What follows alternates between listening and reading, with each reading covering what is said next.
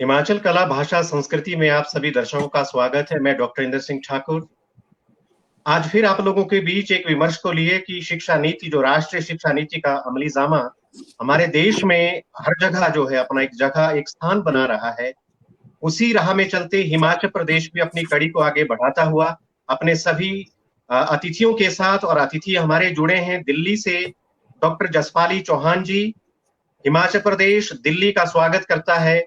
जसपाली जी, आपका हिमाचल कला संस्कृति भाषा अकादमी का ये फेसबुक पेज और पूरा हिमाचल प्रदेश परिवार आपका हृदय से स्वागत अभिवादन करता है। जसपाली जी, हमारा प्रणाम स्वीकार करें। धन्यवाद जी, नमस्कार जी। दूसरे अतिथि के रूप में इस चर्चा में हमारे बीच में है principal government college Solan doctor Namrata Tikku ji, एक लंबा अनुभव शिक्षा के क्षेत्र का, और विशेषकर ये बड़ा संयोग की बात है कि आज इस विमर्श में तीनों साहित्य से हैं, दो हिंदी साहित्य से और तीसरे अंग्रेजी साहित्य से, और इस विमर्श को हम एक साहित्य में धारा में ले जाने का प्रयत्न करेंगे। जिस तरह से आज माननीय शिक्षा मंत्री गोविंद सिंह ठाकुर जी ने ये हमें संदेश दिया है, आशीष दिया है कि इस शिक्षा नीति के शब्द शब्द से होकर के हमने गुजरना है, और जब शब्द शब्द की व्याख्या हमारे जो प्रबुद्ध वर्ग है, जो हमारा इंटेलेक्ट वर्ग है, जब इसकी व्याख्या करेगा तभी इस शिक्षा नीति का प्रचार और प्रसार जनमन में होगा। तो जसपाली जी का भी क्षेत्र शिक्षा से रहा एक लंबा अनुभव रहा है, दिल्ली विश्वविद्यालय से संबद्ध है।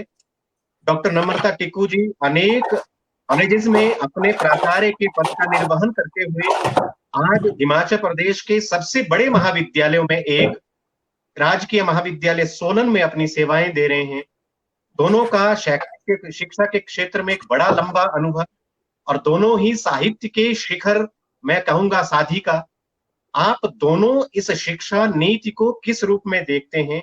जिस तरह से आज माननीय प्रधानमंत्री श्री नरेंद्र मोदी जी का भी राष्ट्र के नाम संदेश था, उद्बोधन था, जिसमें केंद्रीय शिक्षा मंत्री डॉक्टर रमेश पोखरियाल साहब जी भी रहे, हमारे इस नीति के अध्यक्ष डॉक्टर कस्तूरी रंगन जी भी रहे।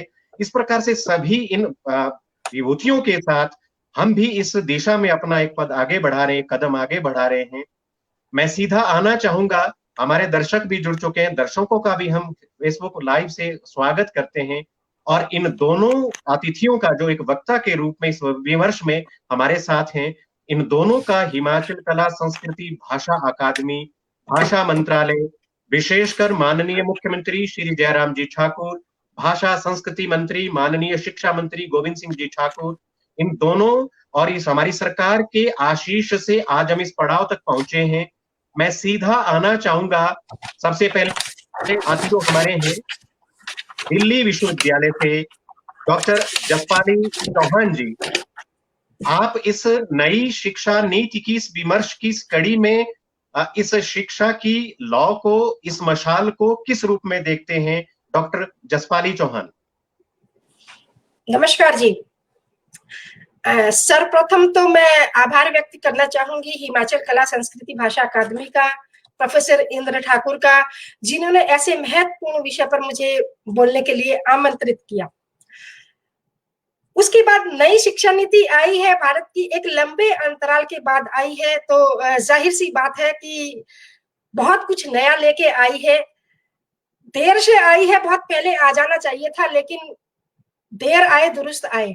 अब ये इतनी दुरुस्त होके आई है, इतनी सक्षम बनकर आई है कि इसमें भारत की वर्तमान और भविष्य के विकास की जो संभावनाएं हैं वो दिखाई देती हैं। ये शिक्षा नीति, जैसा कि माननीय प्रोफेसर इंद्र ठाकुर जी ने अभी कहा, मैं नहीं सुन पाई माननीय मोदी जी का भाषण, में मेरी लगातार कॉलेज की कक्षाएं चल रही थी, लेकिन आपने बताया कि आत्मनिर्भरता और विश्वास की बात उन्होंने अपने उद्बोधन में करी।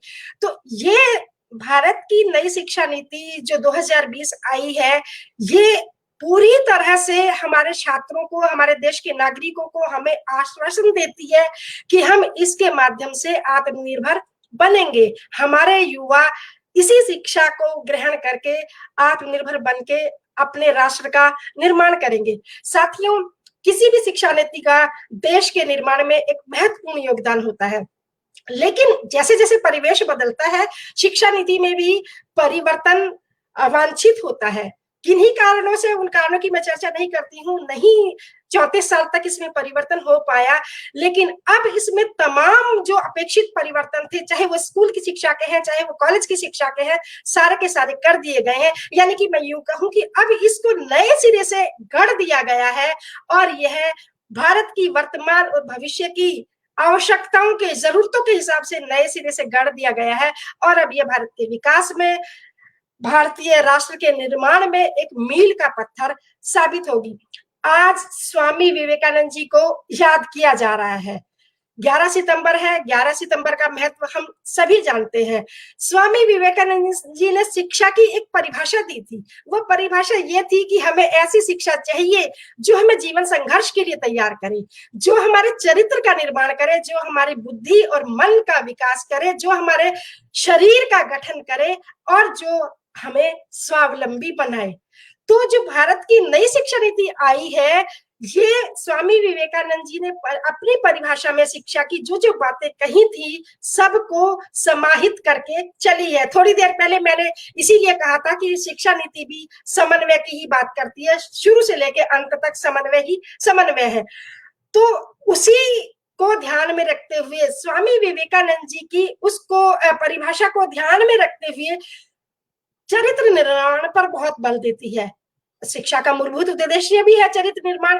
नई शिक्षा नीति चरित्र निर्माण पर बल देती है और इसके लिए पैरवी करती है कि पाठ्यक्रम को जब बदला जाएगा तो पाठ्यक्रम में अब भारत की प्राचीन सांस्कृतिक परंपरा, भारत की प्राचीन ज्ञान परंपरा, भारत की विरासत, भारत का गौरवशाली जो इतिहास है और आदर्श चरित्र, सदाचार, उन सबको पाठ्यक्रम में रखा जाए।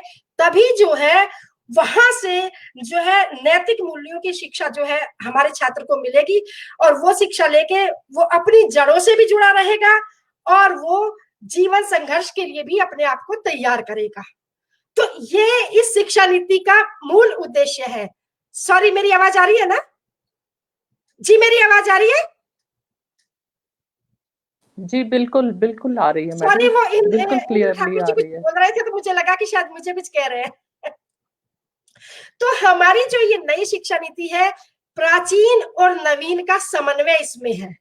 एक तरफ ये नैतिकता और सामाजिक उत्तरदायित्व की बात करती है, दूसरी तरफ ये नवाचार की, स्वरोजगार की, शोध की बात करती है। ऐसी ही तो नीति चाहिए थी हमें। ये तो आज के समय की मांग है कि हम अपने प्राचीन को भी ना छोड़ें और हम नवीन से भी परहेज ना करें। तो इस शिक्षा नीति में इस बात का पूरा पूरा ध्यान रखा गया है। हमारा छात्र अपने प्राचीन वाङ्मय को पढ़ के संवेदनशील भी बने, अपनी परंपरा के प्रति, अपने इतिहास के प्रति, अपने जीवन मूल्यों के प्रति संवेदनशील भी बने और ग्लोबल सिटीजन भी बने। यानी कि अपने देश से बाहर ज्ञान विज्ञान के क्षेत्र में क्या चल रहा है उसकी भी उसकी जानकारी रहे। तो इसमें विशेष प्रावधान है कि हमारा छात्र ग्लोबल सिटीजन बने। अभी तक हमारे छात्र के मन में ये रहता था, पता नहीं हम कैसे दुनिया के साथ कदम से कदम शिक्षा के क्षेत्र में मिला के चल भी पाएंगे नहीं या नहीं, लेकिन ये वैश्विक परिदृश्य के एकदम अनुरूप गढ़ी गई है शिक्षा नीति।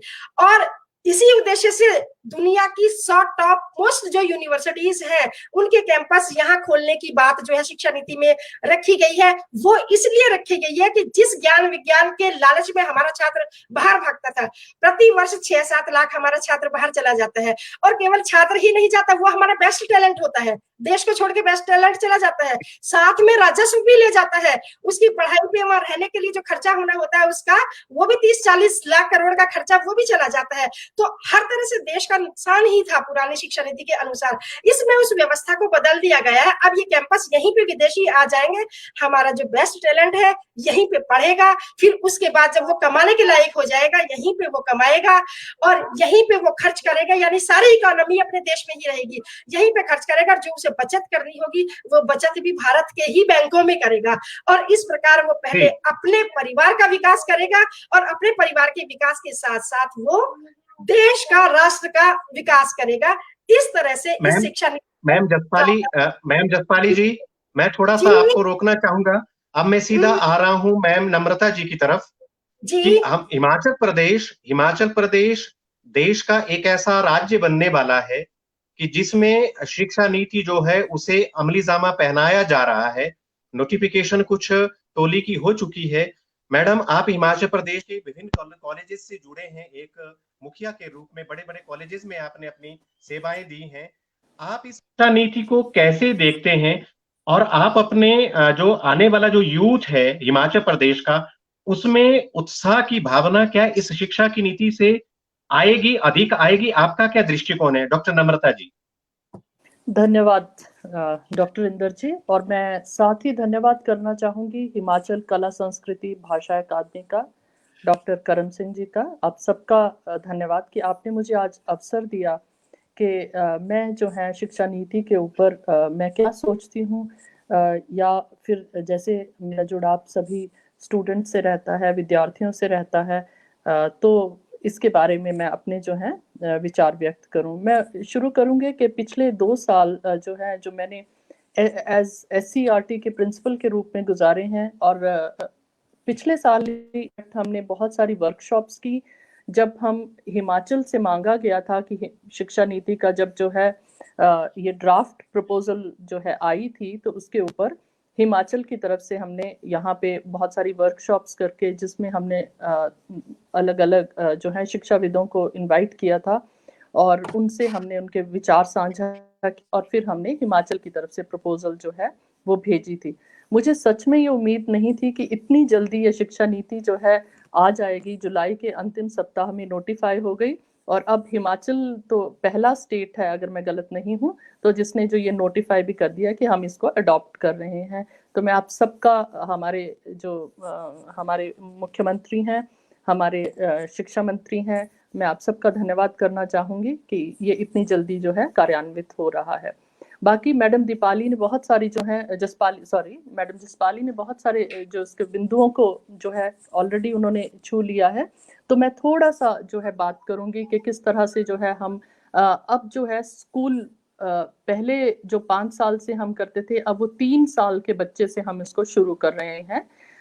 जो है 3 इयर्स हम प्री स्कूलिंग के जो ले रहे हैं, और उसमें जो है 1 साल आंगनवाड़ी का आ गया, और 2 इयर्स प्री स्कूलिंग के आ गए, और फिर उसके बाद जो है उसके बाद then we have 3 years +4 that means total जो है आप 12th तक आप आते हैं। और इसमें जो सबसे बड़ी जो चेंज है, जिसमें जैसे आपने स्वावलंबन की बात डॉक्टर इंदर सिंह जी ने की, तो उसमें हम जब अब 6th स्टैंडर्ड से हम वोकेशनल एजुकेशन की बात कर रहे हैं, तो हम स्वावलंबन का पहला कदम मैं सोचती हूँ कि वहीं से हमारा शुरू हो जाता है। और उसमें ये भी व्यवस्था की गई है कि 10 दिन जो है बच्चे का बैगलेस होगा, जिसमें वो बहुत फॉर्मल नहीं बट इनफॉर्मल, अगर हाँ आप मेरे जो स्कूल है वो गांव में है, तो वहां पे अगर कारपेंटर तो होता ही है, कुम्हार तो होता ही है, तो अगर हम थोड़ी सी जो उस तरह के जो है बच्चे को वो एक्सपोजर दिया जाए, जैसा कि जब हम बात करते हैं जिनकी शिक्षा के उसमें अगर हम सिंगापुर की ही बात करें, तो वहां पे भी है बच्चों को हैंड्स ऑन एक्सपोजर दिया जाता है, जो हमारे यहाँ कहीं ना कहीं कम था। तो अब मुझे लगता है पढ़ने के साथ साथ जो है एक तरह से जब हम किसी चीज को होते हुए देखते हैं, हम पौधे को उगता हुआ देखते हैं, हम बच्चे को जो है 10 दिन के लिए कहते हैं कि तुम जो है किसी कृषक के साथ, किसी बागवान के साथ, किसी जो पौधे उगा रहा है, जो पेड़ उगा रहा है, जो फसल उगा रहा है, उसके साथ हम उसको जोड़ते हैं। तो मुझे लगता है वो खेल खेल में जो है हम बहुत कुछ सीखते भी हैं। और इसी तरह से ये वोकेशनल, मैं मेनली जो मेरा फोकस जो मुझे इसका बहुत ही बढ़िया पॉइंट लगा है, और जो फिर बात आप करते हैं स्वावलंबन की, फिर मैं सोचती हूँ कि जब आप इस तरह की प्रैक्टिकल एक्सपीरियंस आपका होता है, तो उसमें क्या है, जब मैं किसी जो जो हमारा 10, 11, 12 साल का बच्चा जो है, जब एक कृषक के साथ वो खेत में जाके देखता है कि धान कैसे उगाया जाता है, तो वैल्यूज जो है वो कहीं ना कहीं खुद आ जाएंगे। आप उसको, जो हम अभी तक तो मुझे पता है ना कि सिर्फ चावल, जैसे मैंने किसी से सुना कि कहा कि दूध कौन देता है, तो उसने कहा कि दूध जो है बॉटल में आता है, दूध पैकेट में आता है। तो वो आपको, अगर आपको पता चलेगा कि गाय को पालना जो है वो कितनी मेहनत है उसमें, है ना, तो वो जब हम अपने बच्चों को वो सिर्फ वो बहुत छोटा सा एक्सपीरियंस होगा, लेकिन वो बहुत बढ़िया होगा। और इसी तरह से फिर हम फाइनली जो है एक और डेफिनेशन है जो बहुत जो ये ब्लर कर दी गई हैं कि साइंस, आर्ट्स, कॉमर्स स्ट्रीम्स को ब्लर कर दिया गया है नई शिक्षा नीति में, कि आप जो है फिजिक्स के साथ आप क्रिएटिव राइटिंग भी पढ़ सकते हैं। आप जो है आप केमिस्ट्री मेजर कर रहे हैं लेकिन आप उसके साथ म्यूजिक भी सीख सकते हैं। तो ये भी एक जो है ये है वेस्ट में अभी भी हो रहा है, लेकिन हम अब इसकी तरफ चल रहे हैं। और इंफ्रास्ट्रक्चर तो स्ट्रेंथन होगा ही होगा इसमें। तो उसमें भी क्या है कि जब हम 2 सब्जेक्ट्स पढ़ते हैं, 2 से 3 सब्जेक्ट्स पढ़ते हैं, हम पहले ही बहुत यंग एज में हमें ये नहीं कहा जाता कि मैंने इसी रास्ते पे चलना है, तो उस छात्र का एक्सपोजर इतना अच्छा होगा कि एक पर्टिकुलर लेवल पे आके उसको ये पता चलेगा कि मैं किस रास्ते पे चलना चाहता हूँ। क्या मैं सच में फिजिक्स पढ़ना चाहता हूँ या मेरी रुचि पेंटिंग की तरफ है? तो वो हम जी, उसको फोर्स नहीं कर रहे हैं, हम उसको फोर्स बहुत नहीं कर सुंदर रहे मैम, हैं। जी बहुत सुंदर।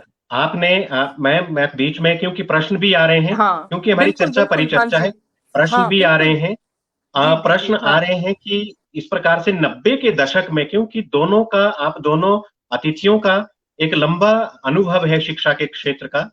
हाँ एक जी, जो अतिथि हमारे वो दिल्ली से जुड़े हैं, शहर से हैं, और दूसरे अतिथि जो हमारे वक्ता के रूप में आज हैं, उन्होंने गांव के कॉलेजेस को भी देखा है, शहर के कॉलेजेस को भी देखा है।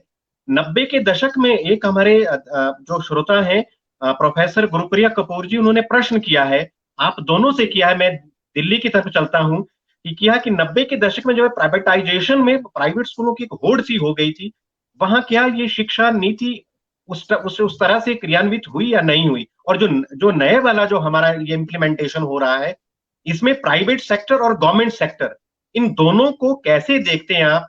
टीचर स्टूडेंट रेशो में कैसे देखते हैं? इंफ्रास्ट्रक्चर की दृष्टि से कैसे देखते हैं? नम्रता मैम ने इस पे जिक्र किया भी है। दीपा जसपाली मैम, जी क्या इसमें भरोसे की कमी तो नहीं रहेगी कहीं इसमें गवर्नमेंट सेक्टर में?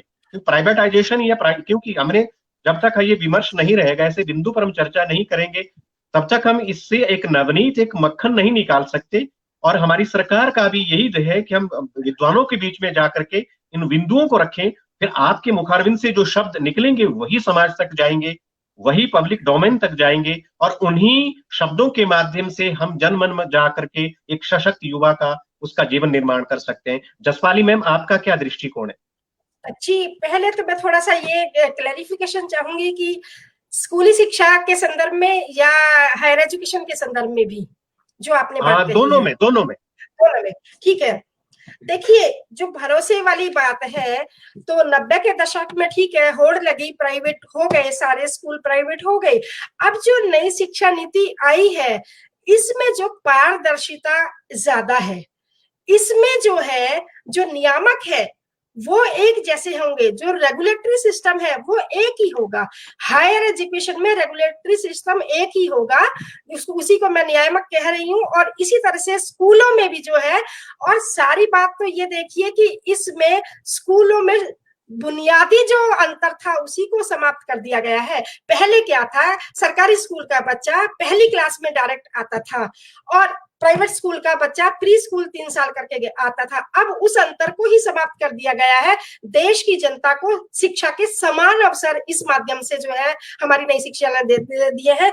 अब हमारा सरकारी स्कूल का बच्चा भी 3 साल लगा के आएगा, जिसको हम बालवाटी का कह रहे हैं या आंगनवाड़ी कह रहे हैं, लेकिन वो भी वहां कुछ ना कुछ सीख कर आएगा, जैसे कि प्राइवेट स्कूल का बच्चा सीखता है। तो अंतर तो शुरू से ही खत्म कर दिया है। बाकी जो दूसरी जो समस्या आती थी, वो समस्या हमारी आती थी कि फीस की, प्राइवेट स्कूल वाले मनमानी फीस जो है वो वसूलते हैं। तो इसके लिए भी सरकार ने नीति में प्रावधान किया है कि वो एक जो मैक्सिमम जो फीस है उसको फिक्स करके फीस पर कैपिंग की बात जो है वो शिक्षा नीति कर रही है, चाहे वो स्कूल की शिक्षा हो चाहे वो हायर एजुकेशन हो। हायर एजुकेशन में भी प्राइवेट संस्थान भी है और सरकारी संस्थान भी है। तो अब जब जो प्राइवेट संस्थान है उन पर फीस की कैपिंग होगी और नियामक जो है वो नियामक एक जैसे होंगे, एक ही दोनों पे रेगुलेटरी बॉडी होगी। तो इसमें पारदर्शिता रहेगी, इसमें कहीं कोई जो है भरोसा टूटने की गुंजाइश इसमें नहीं है। ये मैंने जवाब दिया है। अगला प्रश्न आप मुझसे कर सकते हैं।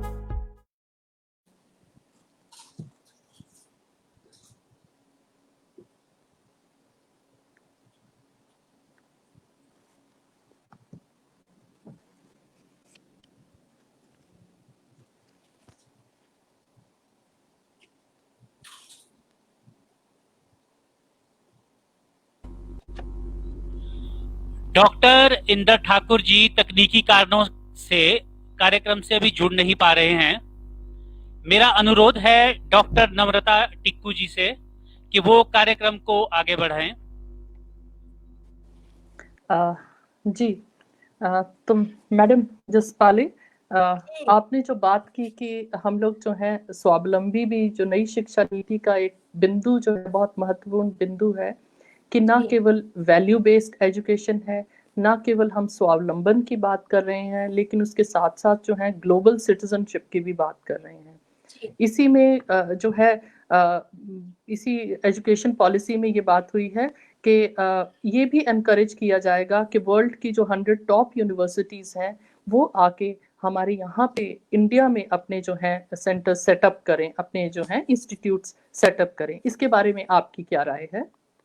देखिए मैडम, अभी ये तो मैं कह चुकी हूँ, आपको ध्यान हो कि जो दुनिया की वो 100 टॉप मोस्ट यूनिवर्सिटीज है वो यहाँ सेटअप करें, उसके पीछे का मकसद क्या है वो भी मैं बता चुकी कि हमारा जो पढ़ा लिखा जो बेस्ट टैलेंट बाहर भागता था वो बाहर जाना बंद कर दे, यहीं पे कमाए, यहीं पे पढ़े, यहीं पे खर्च करे और बचत भी इंडिया के बैंकों में ही करे। इस तरह पहले अपने परिवार का विकास करे और फिर वो अर्थव्यवस्था को मजबूत करने में अपना योगदान दे। बल्कि हमारी कोशिश नई शिक्षा नीति में तो ये है कि जिस तरह से हमारा टैलेंट जाता तो बाहर का दूसरों का टैलेंट आए और वो अपने साथ राजस्व लेकर भी आए। इसके बारे में तो मेरी बात ये थी। एक जो मैं बात कहना चाह रही थी स्वावलंबन और आत्मनिर्भरता की, मैम आपने बता दिया कि शुरुआत तो कर दी, 6ठी कक्षा से ही कर दी, आपने बड़े अच्छे से डिटेल से बता दिया। मैं इसमें उसके आगे की बात इसी में जोड़ रही हूँ कि नई शिक्षा नीति हमारी पूरी तरह से कौशल आधारित है, इसी उद्देश्य से कि हमारा जो देश का नवयुवक है वो आत्मनिर्भर बने। 6ठी के बाद फिर 9वीं कक्षा आ जाती है, 9वीं कक्षा से 12वीं कक्षा तक का इस तरह का प्रावधान है कि जो शिक्षक है वो छात्र की अभिरुचि को पहचानेगा, पहले अभिरुचि को पहचानने के बाद उसको मोटिवेट करेगा और उसको मिनिमम एक स्किल में, 2-3 स्किल में भी उसको पारंगत किया जा सकता है, लेकिन छात्र को मिनिमम एक ऐसी स्किल में 9वीं कक्षा से 12वीं कक्षा तक बना दिया जाएगा कि जब वो स्कूल से बाहर निकले और किसी कारण से वो हायर एजुकेशन में नहीं जा पा रहा, नंबर 1, नंबर 2 जाना नहीं चाहता, तो वो घर में ना बैठे, बेरोजगारी ना बढ़ाए, वो तुरंत अपना स्वरोजगार कर ले, कोई नया स्वरोजगार खड़ा कर ले, या वो अपने पुश्तैनी जो धंधा है उसमें हाथ बटा ले, क्योंकि स्किल तो उसके पास है ही ना। इस उद्देश्य से स्कूली शिक्षा को पूरी तरह से कौशल आधारित बना दिया गया। फिर इसके बाद हायर एजुकेशन में भी जो है, जो हमारे उच्च शिक्षण संस्थान है, तकनीकी, वैज्ञानिक, व्यावसायिक शिक्षा के माध्यम से वो जो सर्वोत्तम मानव संसाधन में नहीं कहूंगी, सर्वोत्तम मैन पावर का को जो है वो तैयार करें, ऐसा पाठ्यक्रम रहेगा।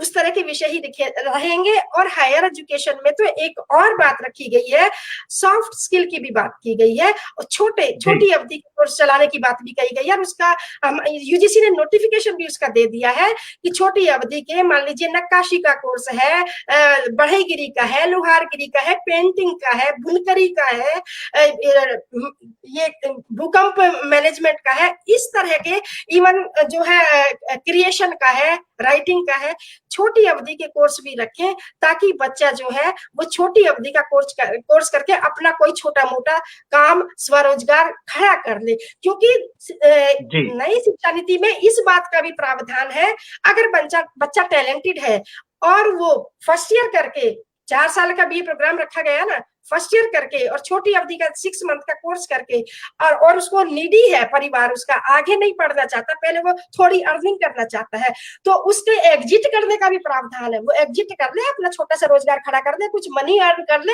उसके बाद उसका मन करता है तो उसकी दोबारा एंट्री हो जाएगी उसके उसी कोर्स में, उसकी एजुकेशन बेकार नहीं जाएगी। पहला साल वो कर लेगा, उसको सर्टिफिकेट मिल जाएगा, 2 साल की बीए कर लेगा, उसको डिप्लोमा मिल जाएगा, 3 साल पे उसको डिग्री मिल जाएगी। और वो जब भी बाहर जाना चाहे, अपना शॉर्ट टर्म कोर्स करके कुछ अपना स्वरोजगार खड़ा करना चाहे आत्मनिर्भर बनने के लिए, तो उसको परमिशन होगी, फर्स्ट ईयर छोड़ के जा सकता है। जब वो वापस आएगा तो वो सेकेंड ईयर में ही आएगा, फर्स्ट ईयर में नहीं आएगा। इसी तरह से सेकेंड ईयर छोड़ के जा रहा है तो वापस आएगा तो वो थर्ड ईयर में ही, इस तरह से अभी तक लेकिन इस तरह की फैसिलिटीज हमारे छात्र को नहीं दी थी। ये सारी फैसिलिटीज इसीलिए है कि प्रत्येक धन्यवाद मैम, देश का वो आत्मनिर्भर बने। मैं कुछ तकनीक कारण से नहीं जुड़ पा रहा था। मुझे प्रश्न आ गया है डॉक्टर नम्रता जी, कि ये हाँ जो जी। शिक्षा नीति है इसमें जो दृढ़ता और जो रिस्पेक्ट है, और दृढ़ता और जी। रिस्पेक्ट के साथ जो पहचान है, एक कॉलेज के हेड के नाते आप इसमें कैसे देखते हैं? जो हमारी शिक्षा नीति जो है जिसका नोटिफिकेशन हो चुका है, इसमें परसिस्टेंस और रिस्पेक्ट और साथ में रिकॉग्नाइजेशन आप किस रूप अ, में देखते हैं डॉक्टर नम्रता जी? मैं थोड़ा सा इसमें वो क्लैरिफिकेशन चाहूंगी कि ये जो आप परसिस्टेंस रिस्पेक्ट की बात कर रहे हैं, ये विज़ावी टीचर या स्टूडेंट? थोड़ा सा स्टूडेंट अगर में ये अपना, इसमें। हाँ स्टूडेंट के लिए, क्योंकि कई बार ऐसा होता है मैम, स्टूडेंट पढ़ रहा होता है पर उसे लगता है मैं क्यों पढ़ रहा हूँ, जी। जी।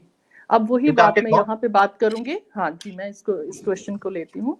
इसमें जो जैसे मैडम अभी जसपाली कह रही थी कि मल्टीपल एंट्री और एग्जिट पॉइंट्स हैं, तो मल्टीपल जी एंट्री और एग्जिट पॉइंट्स की बात वही है कि आपने एक साल के बाद छोड़ दिया तो आपको सर्टिफिकेट कोर्स मिल रहा है, 2 साल के बाद, so on and so fourth. तो पहली बात तो ये है कि जब हम बचपन से ही, जो 12 साल की उम्र से ही उनको लाइफ स्किल्स की बात बहुत अच्छी की है। एक जो है कि होलिस्टिक जो रिपोर्ट कार्ड की बात की है, जहाँ पे आपने, मैं रिस्पेक्ट के बारे में आपने पूछा, तो जब हम जी होलिस्टिक रिपोर्ट कार्ड जो है, जिसको मैं थोड़ा सा इलेबोरेट करना चाहूंगी, जिसमें कि रिपोर्ट कार्ड में अभी तक तो क्या होता है कि आपके मैथ साइंस कितने कितने मार्क्स आए वही होता है, लेकिन अब जो रिपोर्ट कार्ड होगा, डिजिटल रिपोर्ट कार्ड, जो उस जिसमें ये भी होगा कि आपने जो है अदर देन एकेडमिक्स आपने क्या क्या किया है, आपने जो है किस तरह की, उसमें जो है फिर हमारा हेल्थ कार्ड की भी बात है, जिसमें हम ना केवल उसकी फिजिकल हेल्थ की बात कर रहे हैं, हम उसकी मेंटल हेल्थ की भी बात कर रहे हैं, इस तरह की भी प्रोविजन। तो हम जब बच्चे को जो है ओवरऑल हम उसको वैल्यू भी उसमें इंस्टिल कर रहे हैं, उसमें हम सेल्फ रिस्पेक्ट भी इंस्टिल कर रहे हैं, हम उसको प्रकृति से, अपने नेचर से, अपने गांव से भी उसको जोड़ रहे हैं, जो उसका पुश्तैनी, जो उसका जो भी रोजगार है उसके साथ भी उसको अवेयर कर रहे हैं। तो मुझे लगता है कि ये इन सब चीजों को जोड़ते हैं तो आत्मनिर्भरता भी आती है, आपको जो है रिस्पेक्ट भी आती है, आप क्या कर रहे हैं, फिर एक्सपोजर इतना होगा बच्चे को कि वो चुन पाएगा दरअसल में मैं क्या करना चाहता हूँ, कि जो मेरे सब्जेक्ट्स हैं उनमें से मैं किस में आगे जाना चाहता हूँ, या फिर मैं 12वीं के बाद जो है अपनी पढ़ाई को टर्मिनेट करके जो है मैं कुछ कमाना चाहता हूँ। तो मैं सोचती हूँ कि ये सारी चीजें जो है इसमें कंट्रीब्यूट करेंगे कि बच्चा जो है स्वावलंबी भी बने, it should be value based also, he is connected to his ethos also. तो ये सारी चीजें जो हम देख रहे हैं, तो इस शिक्षा नीति में मुझे लगता है ये हमें उस ओर ले जा रही है। जी। एक क्वेश्चन आपसे ही है नम्रता मैम, गवर्नमेंट हाँ कॉलेज जी। मंडी से है डॉक्टर राकेश शर्मा जी का। हाँ वो जी। कह रहे हैं कि क्या, डॉक्टर राकेश शर्मा जी पूछ रहे हैं कि नई इस बातचीत में हम कहीं ना कहीं, क्या ये जो जीतने का जो सिद्धांत है जिसको हम कहते हैं विनिंग प्रिंसिपल, वो बिल्कुल पहले बिल्कुल, ये जब आप। बहुत। हाँ जी। हाँ जी, हाँ, तो क्या बोलिए इसमें आप हमें ये प्लीज। दिखता है, और एक आप भी एक कॉलेज के प्राचार्य हैं, कि कई बार ऐसा लगता है कि हम्म। जो हमारा स्टूडेंट है वो आ तो रहा है क्लास में, पर वो एक तो हम्म। उसके उसके पास वो अपने गोल नहीं होता, एक लक्ष्य नहीं होता, वो कर रहा हम्म। होता है, उसको लगता है कि क्या चीज है, और वही चीज जो आपने पहले मुझे कही, विनिंग हम्म। प्रिंसिपल को आप कैसे देखते हैं? उसे थोड़ा एलबोरेट करें तो बड़ा अच्छा रहेगा। हाँ जी। विनिंग प्रिंसिपल ना, अभी तक हमने जो विनिंग प्रिंसिपल है उसको बहुत सिंपली, पहली तो डॉक्टर राकेश शर्मा जी को मैं नमस्कार कहती हूँ। सर आपने जी बहुत पर्टिनेंट क्वेश्चन पोज किया है, कि हम अभी तक जो विनिंग प्रिंसिपल को सिर्फ 95 और 97% मार्क्स के साथ जोड़ रहे थे, हम उसके जी बच्चे की जो है, हम कहीं पे भी, मैं बहुत सारे प्लेटफॉर्म्स पे आजकल पेरेंट्स से ये बात करती हूँ कि बच्चा जो है वो 95% और 97% नहीं है, वो ह्यूमन बीइंग है। क्या वो खुश है, क्या वो अच्छा इंसान बन रहा है, इन सब चीजों को कहीं हमने पीछे किया था।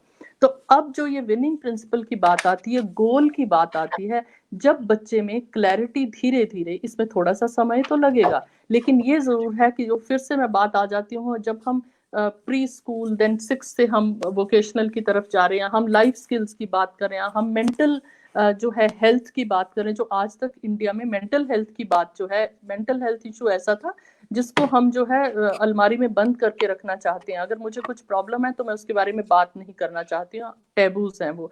तो अब जब हम इसके बारे में खुल के बात करते हैं तो मुझे लगता है कहीं ना कहीं ये जब जो हमारे बच्चे फिजिकली फिट होंगे, हमारे बच्चे जो है मेंटली एजाइल होंगे, मेंटली स्टेबल होंगे, उनके पास कोई स्किल भी हम उनको 12वीं तक दे रहे हैं, तो फिर निश्चित तौर पे जो है उन्हें तब तक इतनी क्लैरिटी होगी मैं किस रास्ते पे चलना चाहता हूँ और मैं क्या करना चाहता हूँ। जब मुझे ये पता होगा तो फिर वो जो है वो छात्र जो है उसमें उतनी ही मेहनत भी करेगा। जी, इससे पहले कि मैं जसपाली जी के पास जाऊं, एक क्वेश्चन और है कि ये मल्टीपल एंट्री क्या होती है? मैडम नम्रता जी से ही पूछा है डॉक्टर पुष्पलता जी ने। ये मल्टीपल एंट्री क्या है, इसे थोड़ा समझाने का प्रयत्न करें। हाँ जी, मल्टीपल एंट्री और एग्जिट पॉइंट्स जो हैं इस पॉलिसी में जो है वो ये है, वो स्पेशली जो है वो हायर एजुकेशन के लिए है।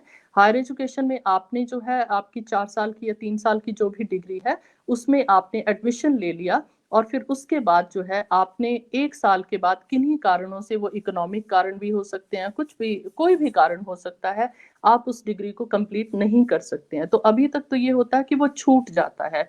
फिर आपको अगर 4 साल के बाद आप शुरू करना चाहते हैं तो आपको फिर से 0 मतलब आपको फर्स्ट ईयर से शुरू करना पड़ेगा। अब इसमें ये है कि आपने फर्स्ट ईयर क्लियर कर लिया है, सेकंड ईयर में आप किन्हीं कारणों से नहीं आ पाए, तो आप जो है 4 साल आपने नौकरी की या कुछ भी किया, 4 साल के बाद आपका वो डिजिटल रिपोर्ट कार्ड होगा, डिजिटल आपका जो है मार्क्स कार्ड होगा जिसमें आपके ग्रेड पॉइंट्स होंगे। फिर आप 4 साल के बाद सेकेंड ईयर में एंट्री ले सकते हैं और आपको 1 साल का सर्टिफिकेट मिलेगा। 2 साल आप करते हैं पढ़ाई तो आपको डिप्लोमा मिलेगा, 3 साल करते हैं तो ग्रेजुएशन की डिग्री मिलेगी। और अगर आपने 2 साल के बाद छोड़ा तो आप 4 साल के बाद या 5 साल के बाद फिर से आप एडमिशन लेके आप अपनी डिग्री को कंप्लीट कर सकते हैं। तो ये एक चीज और है, मैं माफी से रोकना चाहूंगा। डॉक्टर प्रमोद चौहान जी संयुक्त निदेशक हमारे बीच जुड़ चुके हैं, इनका मैं स्वागत करता हूं। निदेशालय से जुड़ चुके हैं और प्रमोद चौहान सर भी इसी अनुभव से आगे जो है निदेशक तक, निदेशालय तक पहुंचे हैं उच्चतर शिक्षा के। ये कहते हैं कि इसमें जो हमारे जो जीडीपी है, यदि ये इसका एलोकेशन 6% जो है यदि रिक्वायर्ड होना चाहिए तो कैसे इसको इंप्लीमेंट किया जाए, इसमें एक विल चाहिए।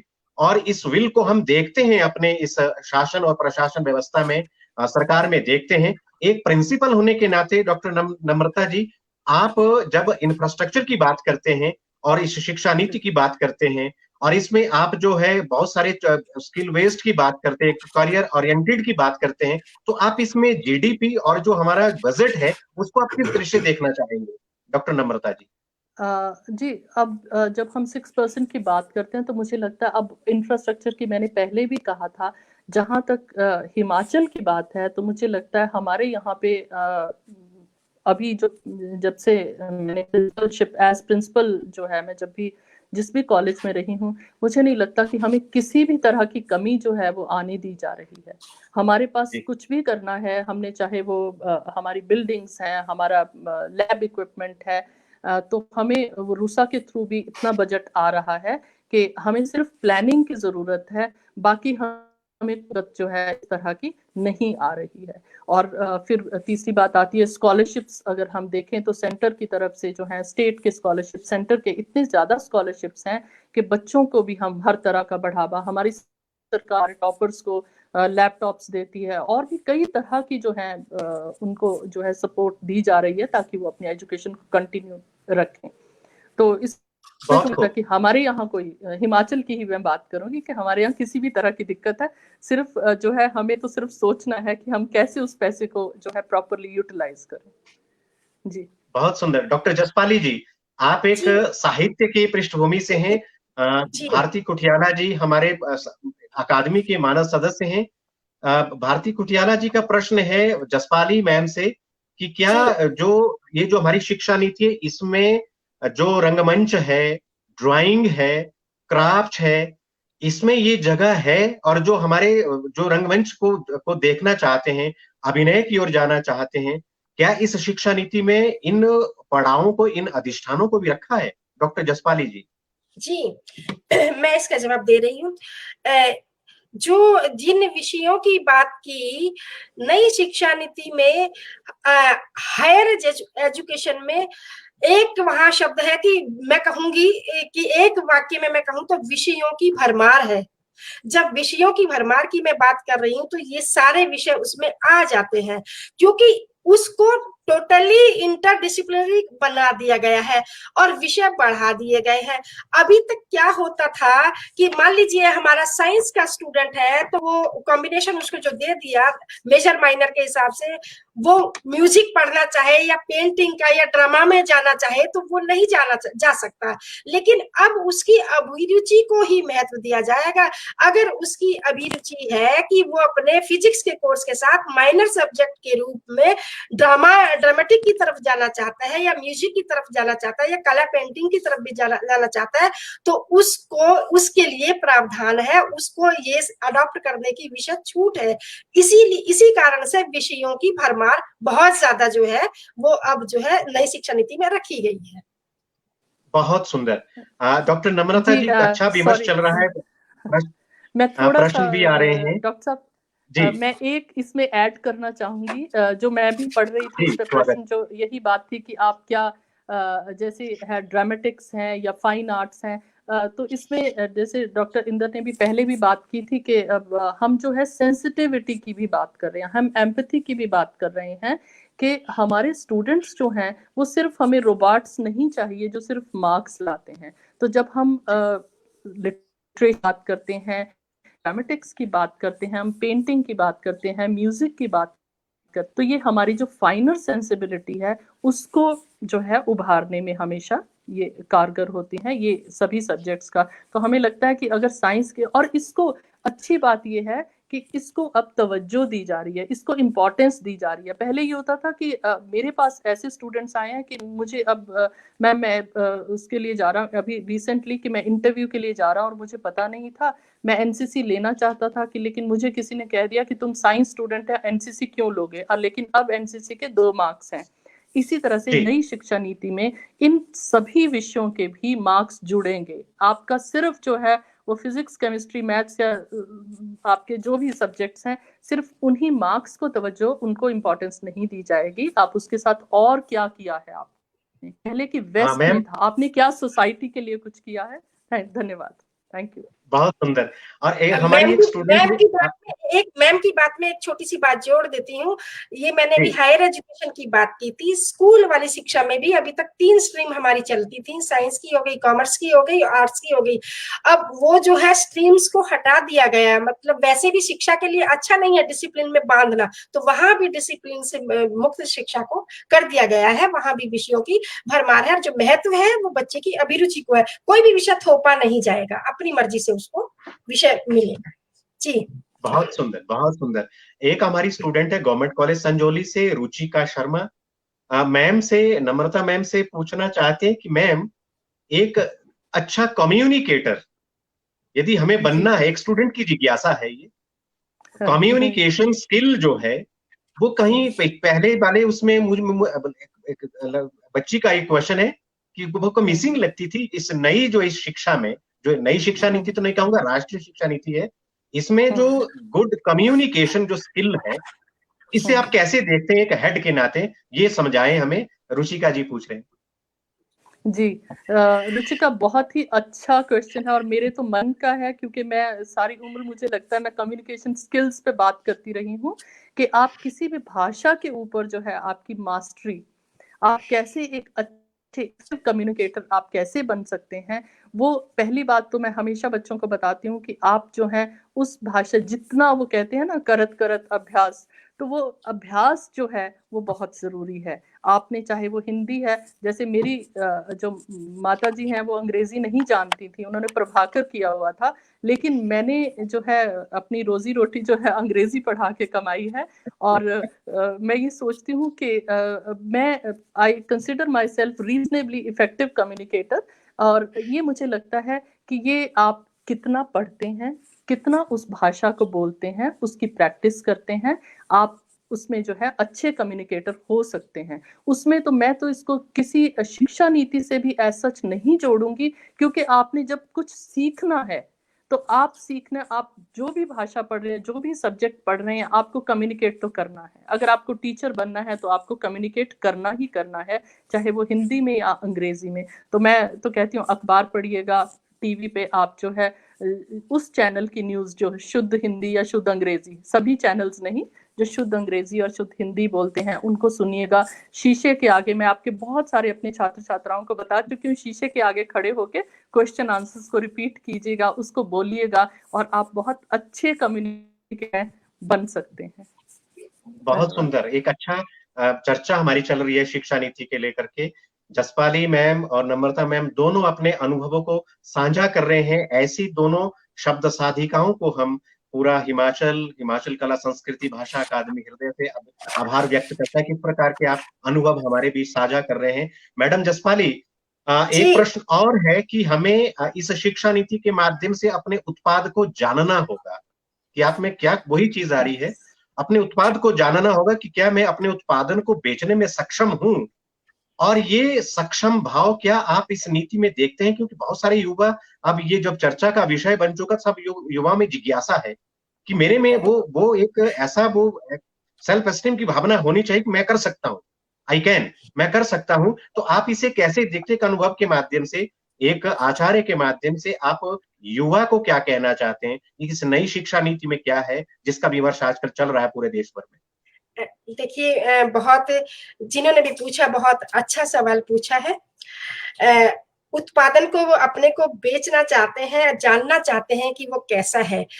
तो ये बात कही गई है शुरू से ही शिक्षा नीति में कि आप कौशल संपन्न बनेंगे तो उत्पाद अच्छा होगा, गुणवत्ता वाला उत्पाद होगा। अभी तक हमारे उत्पाद को, भारतीय उत्पाद को बाहर जो है वो वैश्विक जो मंच है वो नहीं मिल पाया। उसका कारण यही रहा कि हमारा उत्पाद, तो ये स्वतंत्रता के बाद की बात कर रही हूँ, पहले तो मिला था, हमारा उत्पाद अच्छा नहीं है। अब हमें अपना, अब हमारी शिक्षा नीति भी कहती है और इस तरह की हमारी परिस्थितियां भी हैं कि हमें उत्पाद करना है और खूब उत्पाद करना है कि हमारी समाज की जरूरतें भी पूरी हो जाए और उसका निर्यात भी हो जाए। लेकिन हमें वो उत्पाद गुणवत्ता वाला करना होगा। गुणवत्ता वाला होगा तो उसका निर्यात हो पाएगा, वैश्विक मंच मिल पाएगा, तभी जो है हमारी जो है अर्थव्यवस्था ऊपर होगी और आप उसको अच्छे से बेच पाएंगे। लेकिन गुणवत्ता वाला उत्पाद कहाँ से आएगा? गुणवत्ता वाला उत्पाद हम तब पैदा करेंगे जब हमने कोई हुनर सीखा होगा, स्किल कोई ना कोई ली होगी। अभी देखिए, देश के मंदी और बेरोजगारी, दो चुनौतियां देश के समक्ष है। 19वीं शताब्दी के उत्तरार्ध से ही शुरू हो गई थी पूरे विश्व के समक्ष, भारत भी उसकी चपेट में है। कोरोना महामारी ने उसको खाद पानी देके बढ़ा दिया, हमारा व्यापार डूब गया, करीब करीब नौकरियां भी खत्म हो गई। अब हमारे पास जो है अर्थव्यवस्था डूब गई है, उसको ऊपर करने के लिए एक ही रास्ता बचा है कि हमारे पास हमारी जो है लघु मध्यम स्तर की औद्योगिक इकाइयां हैं जो अर्थव्यवस्था की संजीवनी बन सकती हैं अपने अच्छे गुणवत्ता वाले उत्पाद के माध्यम से। कंडीशन है वहां। अब अच्छा गुणवत्ता वाला उत्पाद कौन पैदा करेगा? जो युवा है, जो इनमें काम करने वाला नवयुवक है, वो कौशल संपन्न अभी तक नहीं है। जब कौशल संपन्न नहीं है तो अच्छा उत्पाद होगा नहीं, अच्छा उत्पाद नहीं होगा तो दुनिया उसको अच्छी नजर से नहीं देखेगी, नहीं खरीदेगी, तो फिर कैसे बेचोगे?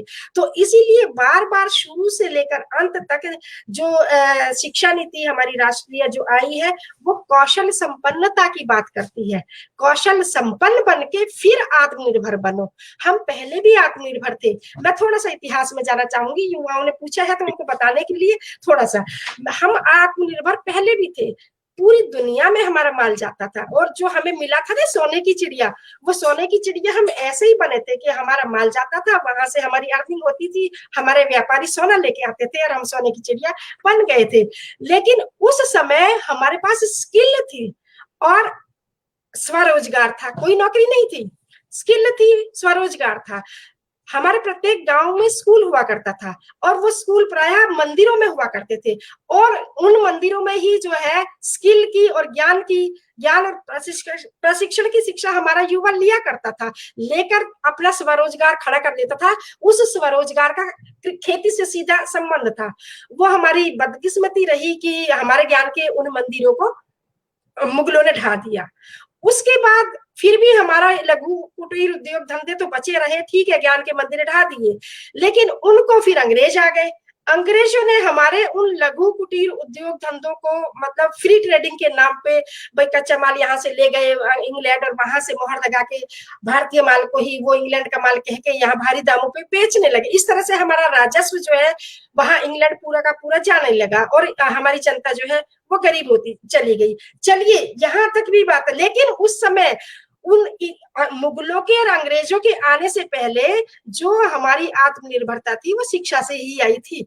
शिक्षा से ही हमने सब कुछ सीखा था कि हमें कैसे अच्छी गुणवत्ता वाला उत्पाद पैदा करना है। स्वतंत्र हो गए तो हमने अपनी बुद्धिमत्ता से, अपने विजन से, विजडम से अपनी अर्थव्यवस्था को फिर से हमने मजबूत कर लिया। लेकिन यहाँ भी हम बदकिस्मत रहे, यहाँ चीन अपने सस्ते उत्पाद को लेकर हमारे रास्ते में आकर चुनौती बनकर खड़ा हो गया और उसने जो है हमारी जो स्वावलंबन की जो सोच थी ना वही खत्म कर दी। आप सभी जानते हैं हमारे घर मंदिर तक चीन का भारी निवेश है, भारत में घर मंदिर तक फैला हुआ है और उसने हम हो गए भाई इतना सस्ता मिल रहा है तो काहे को उत्पाद करें, हमारी वो उत्पाद करने की सोच और वो खत्म कर दी उसने चीन ने। लेकिन अभी जो हाल में 2 घटनाएं घटी, एक तो चीनी वायरस ने पूरी दुनिया को मौत परोसी और दूसरा चीन ने समुद्र में जो सैन्य शक्ति उपस्थित करके पूरी दुनिया की जो शांति को भंग करने की कोशिश की। इसके बाद हमारा जो भारत का युवा है फिर से जागा है, उसमें भारत बहुत जागा है। अब वो आत्मनिर्भरता की बात करने लगा है, स्वदेशी की बात करने लगा है, आत्मनिर्भर बनने के लिए स्वदेशी के तरीके तो ढूंढना लगा है वो, लेकिन उसको उन तरीकों में गुणवत्ता तो लानी ही होगी तभी वो उनको बेच पाएगा। ऊपर से सरकार का जो अभियान आया है आत्मनिर्भर भारत अभियान, वो चीन को जवाब देने का सिलसिला ही मैं तो उसको मानती हूँ। उसने हमें सिखा दिया कि अब हमें अपनी जरूरत की सारी चीजें अपने ही देश में बनानी होंगी, तो हमें उत्पाद तो हर हाल में करना होगा। 1 मिनट और लूंगी, तो हमें हर हाल में उत्पाद तो करना होगा, लेकिन उस उत्पाद को आप तभी बेच पाएंगे जब उसमें गुणवत्ता होगी और गुणवत्ता आएगी अच्छी शिक्षा से। कौशल वाली शिक्षा जब आप ग्रहण करेंगे तभी आप अपने उत्पाद में गुणवत्ता ला पाएंगे। बहुत सुंदर। मुझे एक प्रश्न लेना पड़ेगा। नरेंद्र सूद जी प्रिंसिपल पोर्टमोर स्कूल से हैं। नम्रता मैम आपसे प्रश्न है। नरेंद्र सूद जी प्राचार्य हैं गवर्नमेंट स्कूल पोर्टमोर शिमला, कि ये जो शिक्षा नीति पर जो ये डिस्कशन हो रही है, सभी लोग इसमें विमर्श, हमारे जो जितने भी इंटेलेक्ट जो वर्ग है वो इसमें हिस्सा ले रहा है और हर एक शब्द की व्याख्या कर रहा है कि हमारे युवा को किसी ऐसे उसमें नहीं रहना है, अंधेरे में नहीं रहना है। मैडम नम्रता जी, आप कैरेक्टर, कॉरेज, कन्विक्शन, क्लियरिटी और कॉम्पिटेंस, इनको कैसे देखते हैं आप इस शिक्षा में? नरेंद्र सूद जी का प्रश्न है। क्लैरिटी, कॉम्पिटेंस और आपने कहा कैरेक्टर, क्लैरिटी और कॉरेज, करेज, राइट। हाँ जी।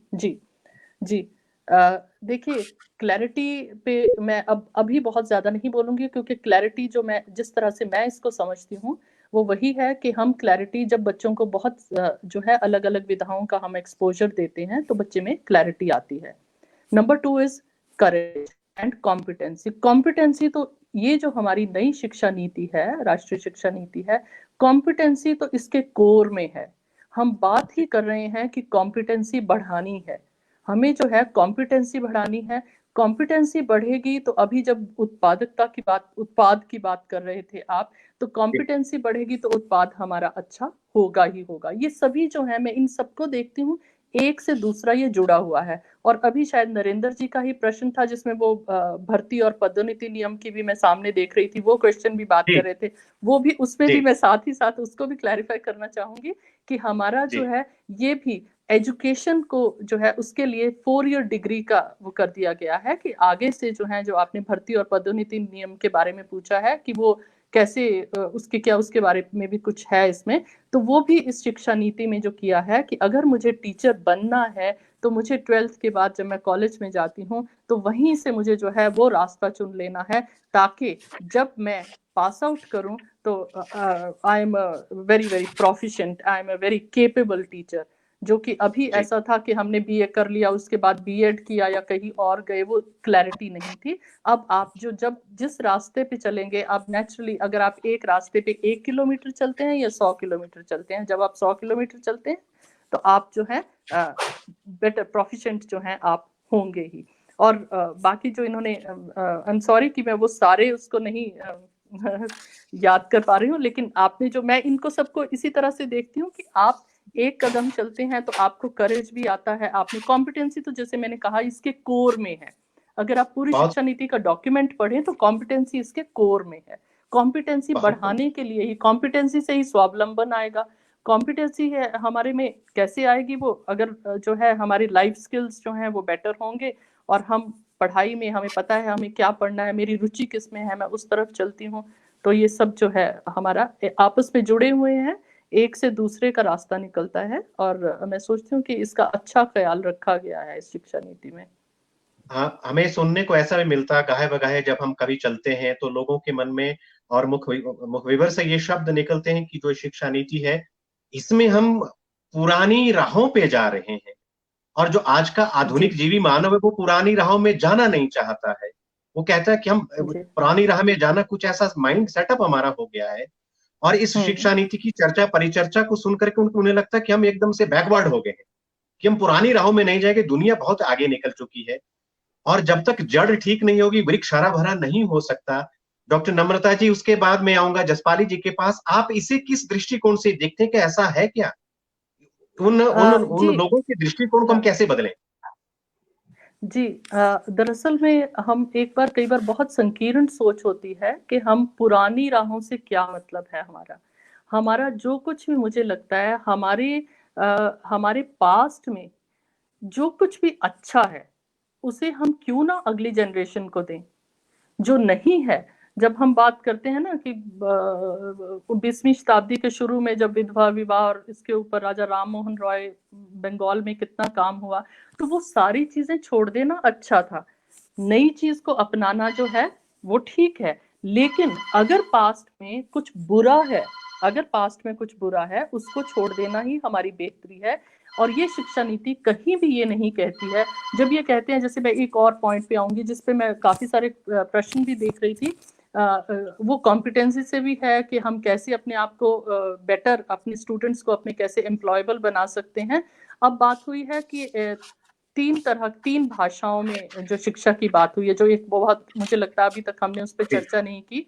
एनकरेज किया जाएगा कि एटलीस्ट जो है 14 वर्ष तक तो जो है बच्चों को 5वीं तक तो है ही है, लेकिन प्रेफरेबली 5th तक कंपल्सरी, बट जो है हर एक स्टेट को ये छूट दी गई है कि आप जो है मातृभाषा में, जो लोकल भाषा है, अगर वो भाषा है, अब भाषा और बोली की भी बात आ जाएगी ना, उसको भाषा तो होना चाहिए। जैसे हिमाचल में है तो पहाड़ी फिर बोली है, वो भाषा नहीं है ना। स्क्रिप्ट तो हम जब भाषा फिर हिंदी ही है, लेकिन कि अगर हम अपनी मातृभाषा में या रीजनल भाषा में हम शिक्षा देते हैं तो कोई भी बच्चा जो है उसको बहुत जल्दी ग्रहण कर सकता है। और अगर हम किसी फॉरेन लैंग्वेज में देते हैं तो उसको पहले, उसके ऊपर डबल बर्डन है कि वो पहले वो उस फॉरेन लैंग्वेज को सीखे और फिर उसको समझे। और एक फिर पर्टिकुलर लेवल के बाद, आपके से 14-15 साल के बाद आप में इतनी कॉम्पिटेंसी आ जाती है, अब आपको समझ है कॉन्सेप्ट की, फिर आप दूसरी भाषा को भी ग्रहण कर सकते हैं। तो उन्होंने कहा है 2 भाषाएं जो हैं, it can be national language, regional language, और उसके बाद 3rd भाषा आपकी अंग्रेजी हो सकती है या कोई भी तीसरी भाषा जो है वो हो सकती है। तो जब इस तरह का स्ट्रक्चर जब हम आएगा तो मुझे लगता है कि हमें आगे बढ़ने में जो है कोई दिक्कत नहीं होगी इसमें। बहुत बहुत सुंदर।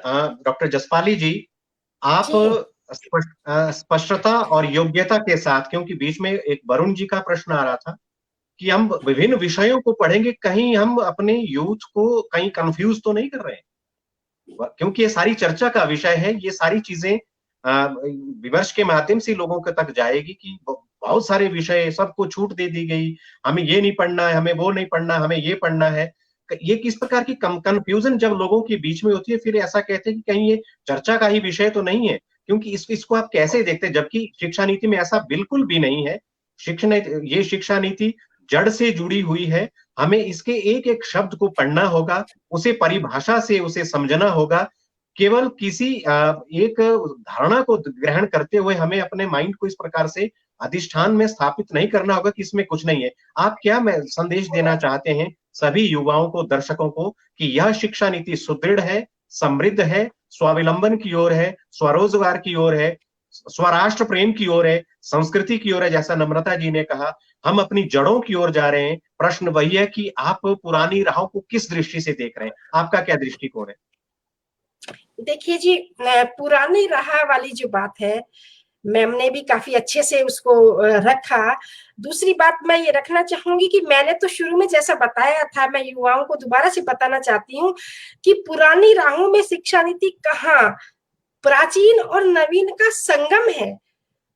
प्राचीनता की बात करती है, भारत बोध की बात करती है, प्राचीन ज्ञान परंपरा, प्राचीन वांग्मय की बात करती है, लेकिन दूसरी तरफ नवाचार की भी तो बात करती है।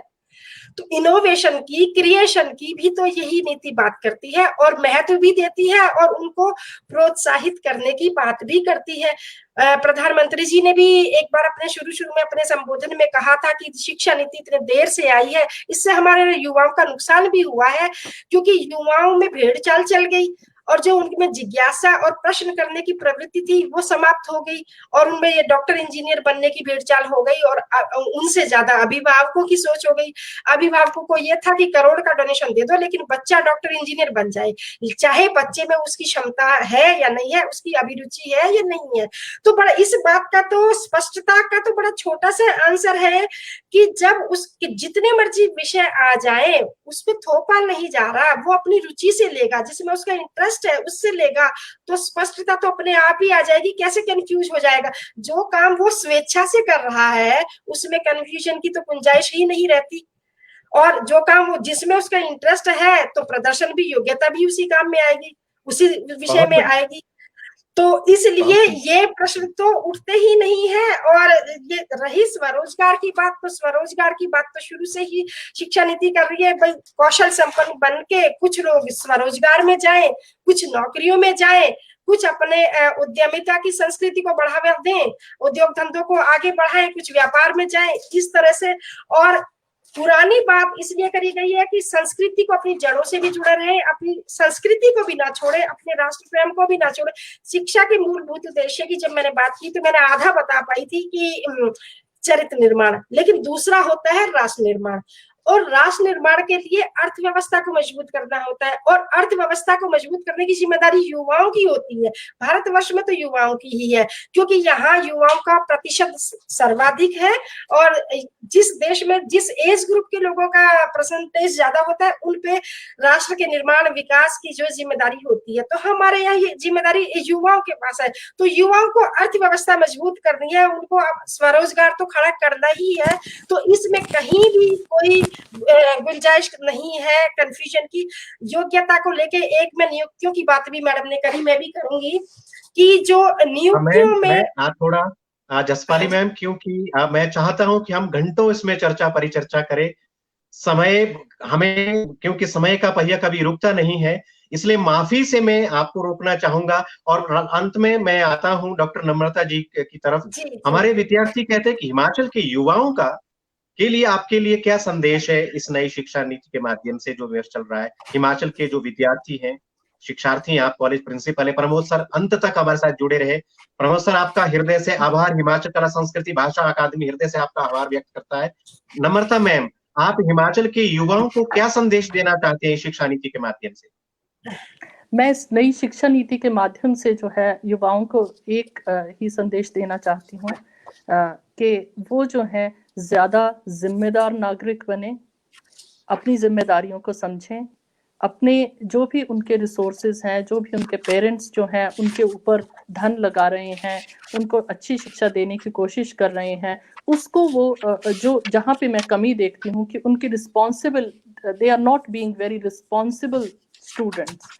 So that is one, and another is they also have responsibility not only towards their education and their parents but also towards society, so that they need to work on the best. This education, this new education policy is very, very holistic. It's very holistic. It talks about, it takes care. I think अभी वही बात है जैसे इंदर जी ने कहा कि I'm sorry, मैं फिर अंग्रेजी पे आ गई थी तो I'm sorry about that. नहीं, ये वो कई दशकों तक जो है ना उसी भाषा का प्रयोग करने का मुझे लगता है। नहीं, आपका स्वागत है मैम, बहुत अच्छा, बहुत अच्छा दिखा। जैसे हाँ, जो एक मैं यहाँ पे ये भी कहूंगी कि बच्चों के पास जो है अब हमारे पास और ज्यादा, जो आपने कहा ना कि पुराने हम चर्चा सुनते हैं कि पीछे की तरफ जाने की बात है, ऐसा नहीं है। अब जो है यूनिवर्सिटीज को भी, there will be science universities and there will be there will be research universities, there will be teaching universities. तो वो उस तरह से जो वो 3 हायर एजुकेशन इंस्टीट्यूट्स को भी 3 उसमें बांटा गया है। तो ऐसा नहीं है कि हम पीछे जा रहे हैं, हम आगे की तरफ जा रहे हैं, लेकिन बेटर विजन के साथ हम आगे जा रहे हैं। हम बेटर एक्सपोजर दे रहे हैं, और जिससे कि वो जो है जब भी वो पास आउट करते हैं या बीच में छोड़ते हैं तब भी उन्हें कोई दिक्कत नहीं है, और अगर वो आपको जो है अपनी डिग्री कंप्लीट करते हैं तब भी वो कहीं ना कहीं, जैसे मैडम ने कहा कि चाहे वो अपना कोई अपना उद्योग स्थापित करते हैं या अपने आप स्वावलंबी बनते हैं या किसी नौकरी में जाते हैं, बात तो यही है कि वो होलिस्टिक जो है अच्छे इंसान बने, सुखी इंसान बने, स्वस्थ मन और तन दोनों स्वस्थ हो। ये इसका जो है कोर पॉइंट इस शिक्षा नीति का ये है, जिसकी तरफ मुझे लगता है कि बहुत अच्छा ध्यान रखा गया है। और स्पेशली जो मैं एक चलते चलते कहना चाहूंगी कि हमारे जो स्पेशली एबल्ड स्टूडेंट्स हैं उनके लिए भी बहुत कुछ है। शायद अब वक्त नहीं देता, वक्त इतना नहीं है कि मैं उसके बारे में बात करूं, लेकिन हमारी जो स्पेशली एबल्ड कैटेगरी है बच्चों की, उनकी तरफ भी जो है बहुत ज्यादा ध्यान दिया गया है। उनके लिए भी जो है काफी कुछ शिक्षा नीति में है, ताकि वो भी अपनी पढ़ाई जो है पूरी कर सकें और अपने लिए रोजगार जो है वो जनरेट कर सकें। धन्यवाद। बहुत बहुत धन्यवाद दोनों अतिथियों का। भाषा संस्कृति मंत्रालय की ओर से आप दोनों का स्वागत कि आप लोगों ने हमें ये बहुमूल्य समय दिया और इस ज्वलंत विषय पर आप लोगों ने अपने अनुभव साझा किए। हिमाचल कला भाषा संस्कृति अकादमी का पूरा परिवार, सभी दर्शकों का, आज जो आमंत्रित जो अतिथि थे इस शिक्षा नीति को लेकर के, इन अतिथियों का भी हृदय से आभार व्यक्त करता है, सभी दर्शकों का आभार व्यक्त करता है। आप सभी सुखी रहें, स्वस्थ रहें, ध्यान रखें, अपना भी रखें, पड़ोस का भी रखें, सबका रखें, अनुशासन से रहे। इसी के साथ नमस्कार, शुभ रात्रि। नमस्कार, शुभ रात्रि। धन्यवाद जी। Thank you.